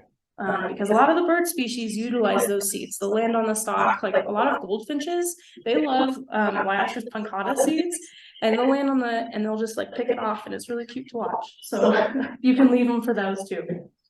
Keep your seeds separate, and if you do want to give them away, go ahead and label them with the scientific name, the common name, the location of where you picked those seeds, the elevation, and the date that you collected them. And then go ahead, and once they are dry, you can keep them in a plastic bag or a glass jar and stick them in your fridge until you're ready to germinate them. This is just a quick YouTube link that has examples of an individual who is from some of our local native plant groups in Larimer County. She goes out and explains how to collect native seeds from different seed species. So on your table, I put a couple of, not really too many, because I didn't have that much. This is from my garden, but that is a true dry seed head. So when you go and you're looking for collection, you want it to look like that. And so you're more than welcome to whoever wants to do it. But when you have that seed head, and that is our Rudbeckia hirta, or black-eyed Susan, which is native to Colorado. So is that bulbous looking seed head on there? And so what you do is, whomever wants to do it, you can take that seed, and when you're ready to harvest it, you just pinch it, and the seed will fall out. And so you can pinch it on that plate, and it's just kind of fun to do that. So I recommend doing it if you like.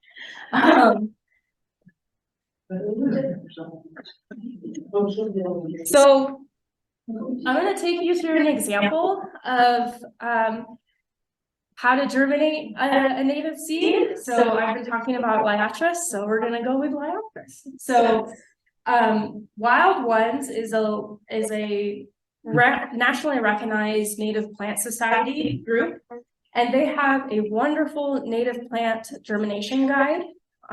Jan Midgley, who is from Larimer County, she updates this guide every couple of years with additional new species, and it's phenomenal. It's a great resource. I've used it on all of my seed species that I've germinated, and it's great. She has, or not just she, but Wild Ones has categorized it into easy, hard, and difficult, or easy, medium, and difficult seed species to germinate.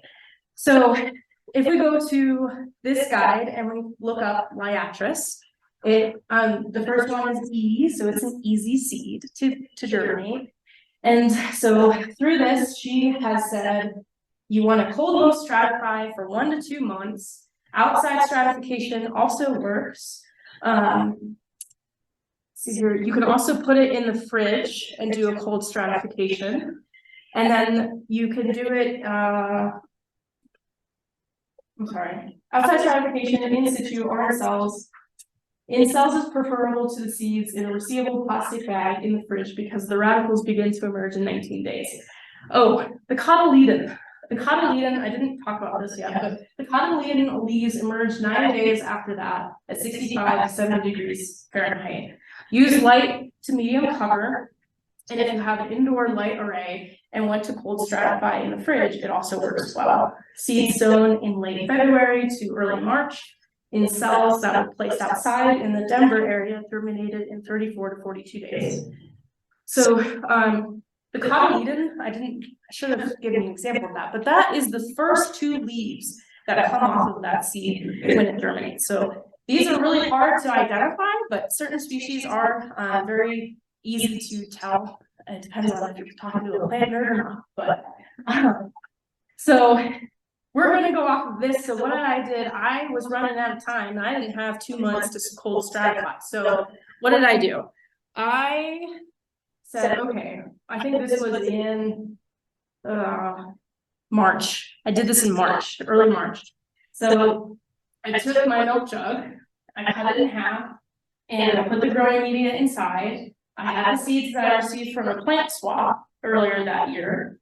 I divided it because I put one seed species on this side and another seed species on this side, and then I got everything out damp and I stuck it outside when it still has some of those crazy frosts that were happening. And I did that for I think 3 weeks. And then I brought them inside and I opened it up, and this is what they look like. And then I removed that papery chaff or fluff off of the seed coat, and I did a hydrogen peroxide soak because they were outside and I didn't want to grow mold in my cells. And then I put the seed down into the soil with that radical facing down. So it had the best success. And within 72 hours, I had the first little cotyledon pop up. So that was really cool. So that's just an example of doing Liatris punctata. So let's look at another example. This is a video that I did. Feel free to watch that as I talk, but this is a prairie coneflower. And I did a very similar tactic, but this way instead I took the seeds, which did not require any special treatment, and I put them on the soil, or not the soil, the organic matter surface. I exposed them to 70 degrees, kept them moist, and then within a couple of days, I had the first cotyledons appear. So in the back of that video, you can see the green clusters, and those are all individual germinated seeds. So I needed to transplant them into their own individual cells or shared cells so that they wouldn't cluster themselves out and kill themselves off. So what I'm doing here is I am very gently taking them apart. Those first 2 leaves are the cotyledons, and then the one that's sticking the highest up, that's a true leaf, which is the one that will serve throughout its life cycle. So I go ahead and I separate them very gently, and I use a wooden dowel. So that's that root, so very fine, less than a hair. And I use a wooden dowel and I make a hole and I very gently coax it into its place. And then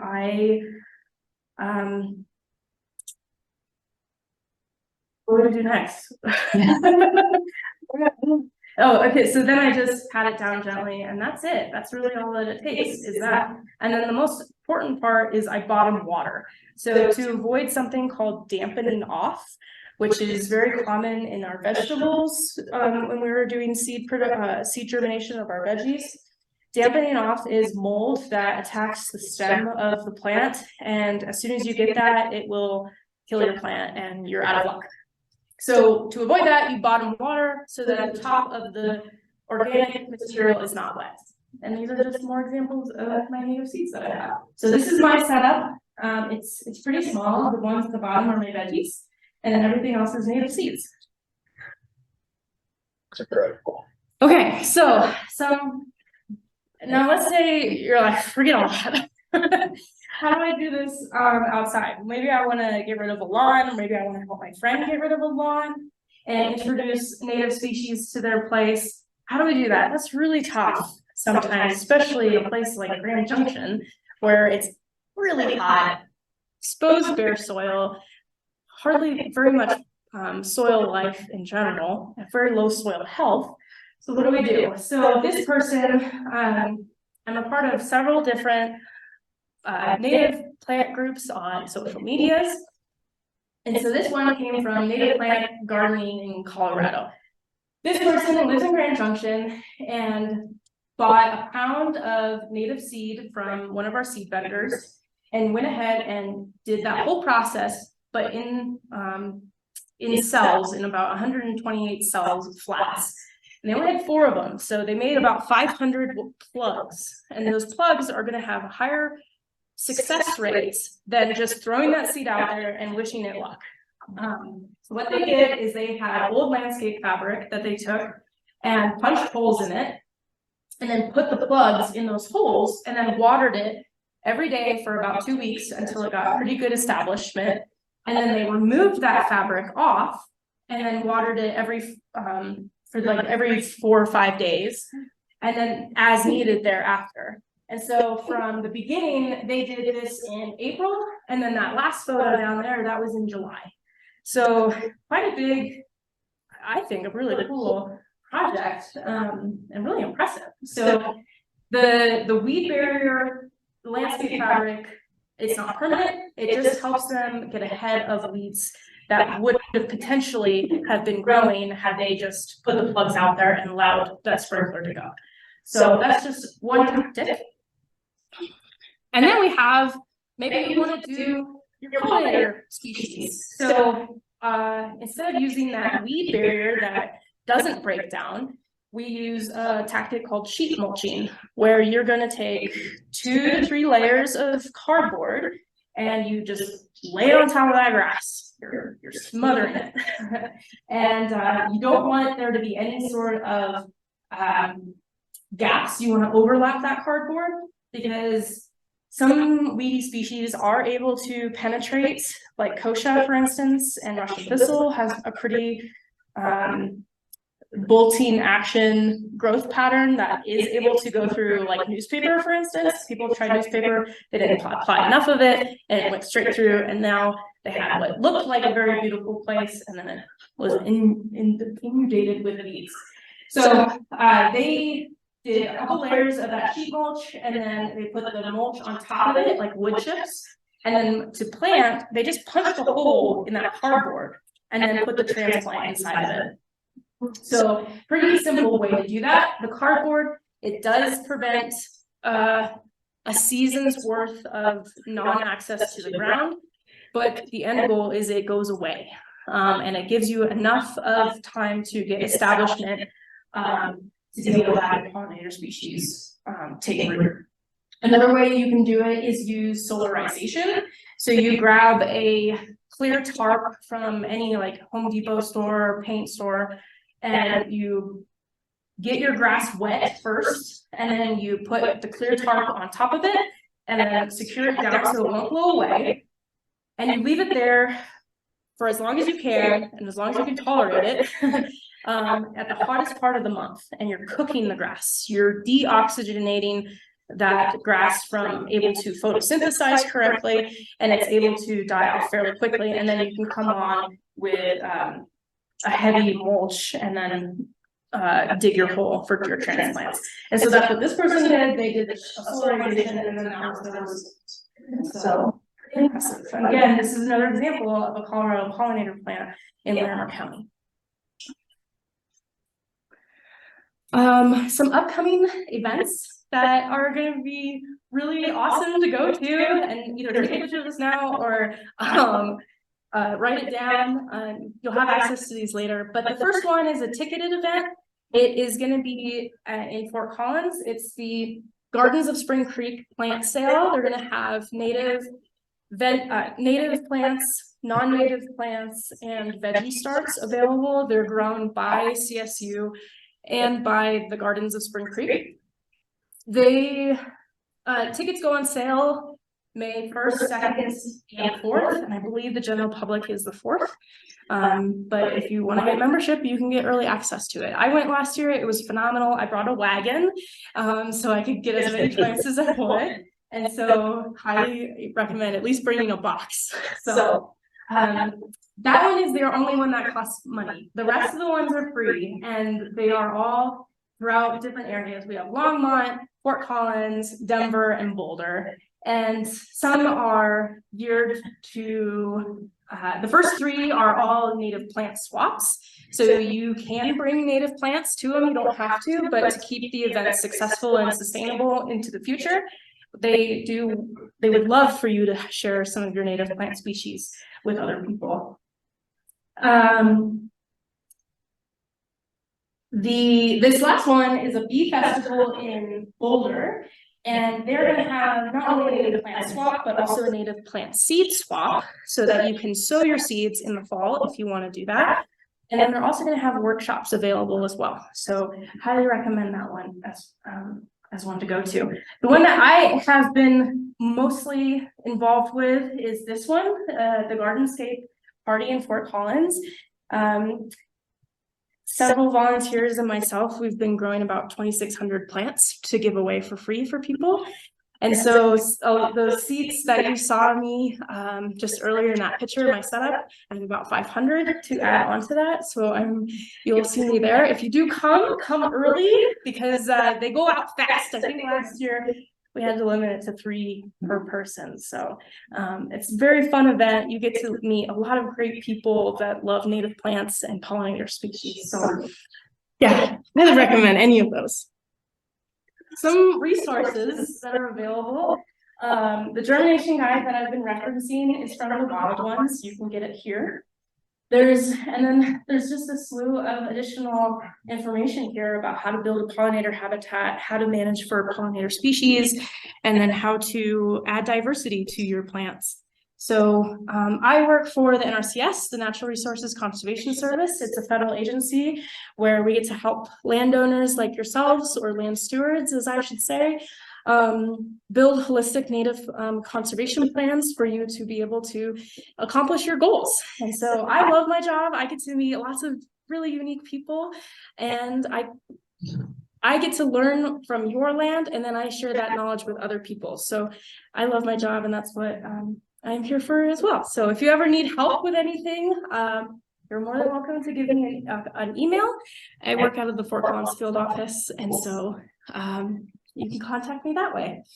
And I know I'm running maybe just a little bit on time, but I did bring some native plants to give away. So if you're interested, what we did is my fiance and I back there, we randomized the list of attendees that came, and I just did a random number generator, and I have some names available. So I was thinking I was going to give 5 away that way, and then I have 2. If you aren't picked, we'll do some trivia at the end. Maybe you can get your hand at that. So, do you mind bringing me the plants, please? So I brought 2 species with me. They're not even, but I have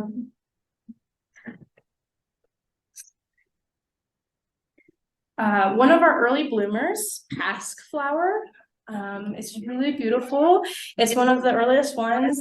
All these plants will live up here and are native to here. So I have a couple of pasque flowers, and then I also have that prairie cone flower, which was that video that you saw.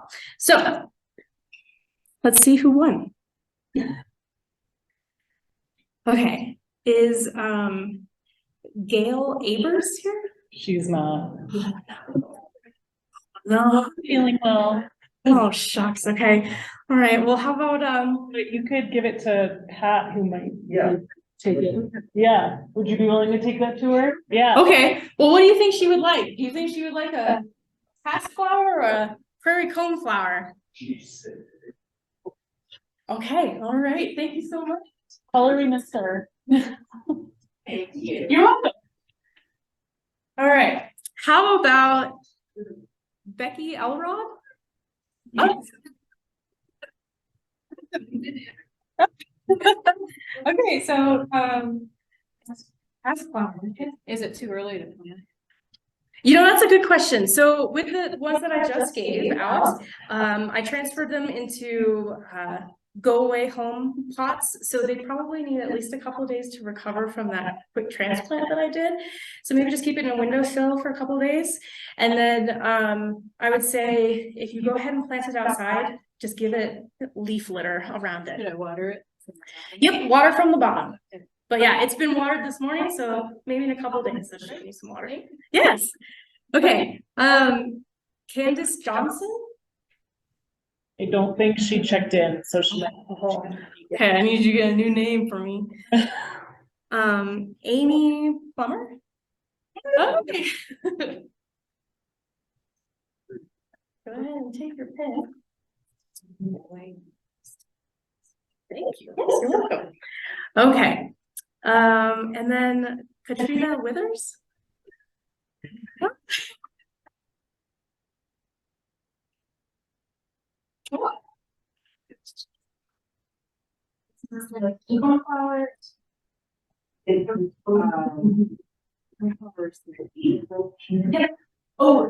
it's red. It's red.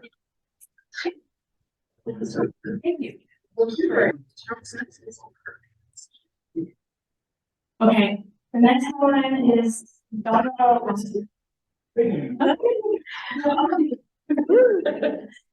What would you like? You have all the options available.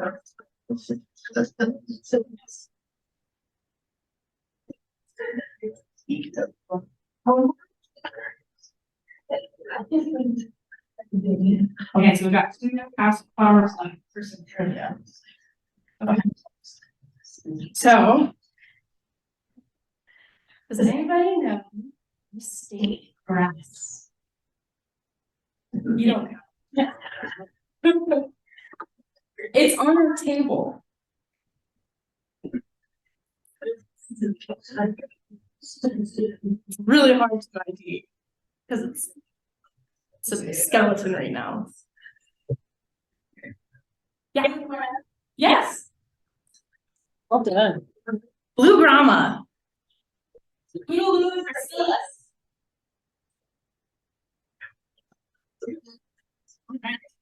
Okay, last one.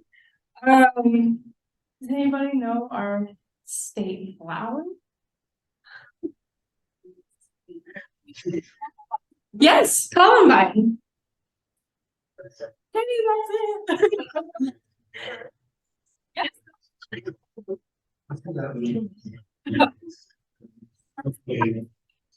Okay, so thanks for listening to my plan. Thank you.